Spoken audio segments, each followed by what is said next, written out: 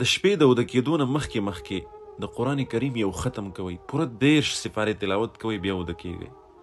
تاسو به م وایئ چې د شپې د خوب نه مخکې د پوره قرآن ختم کول دا خو ډېره ناممکنه خبره ده، خو دا ممکنه ده او دا زه نه وایم، دا رسول الله صلی الله علیه وسلم فرمای، حدیث مبارک دی چې کوم مسلمان 3 ځل سوره اخلاص ویلو نو دا داسې ده لکه ده چې د پوره قرآن تلاوت کړی وي او پوره قرآن کریم چې دی دا ختم کړی وي.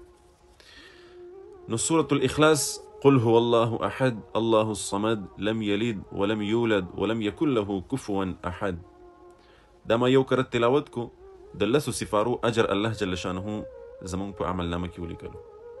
که زه 2 ځل ووایم نو 60 سپارې او که 3 ځل مې وویلو نو د پوره قرآن کریم د تلاوت اجر الله جل شانه زمونږ ستاسو په عمل نامه کې لیکي. نو ما دا د خوب ټایم ځکه تاسو ته وښودلو چې کله وده کېږئ نو وایئ. زما خپل یو سوچ دا دی، زه خپله یو خبره تاسو ته دا کومه چې کله مونږ او تاسو وده کېږو نو دا خوب چې دی دا هم ګورئ د مرګ نه کم نه دی، هیڅ نه ده معلومه، کیدای شي په همدې خوب کې مونږ ته مرګ راشي او د دې دنیا نه لاړ شو. نو څومره خوندور خوب به چې کله مونږ وده شو او څومره خوندور مرګ به چې د هغې نه مخکې مونږ د پوره قرآن کریم تلاوت کړی وي. ټوله ورځ تېره شي، انسان دی، ګناهونه کېږي، قسمه قسم ګناهونه، الله یې د غټو نه مونږ وساتي. که نه واړه خو ډېر عام دي، واړه ګناهونه خو ډېر عام دي قدم په قدم.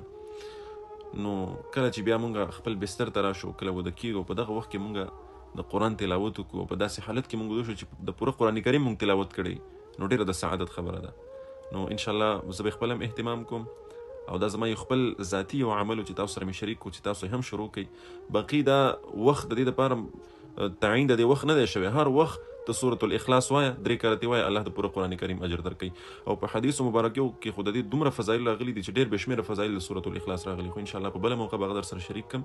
اوس دومره ځان سره یاد ساتئ چې کله هم وده کېږئ د خوب دعا وایه، اللهم بسمک اموت و احیا.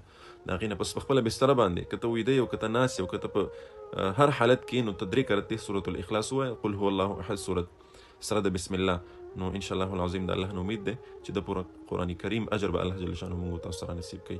دغه پیغام د نور ملګرو سره هم شریک کړئ. السلام علیکم ورحمة الله وبرکاته.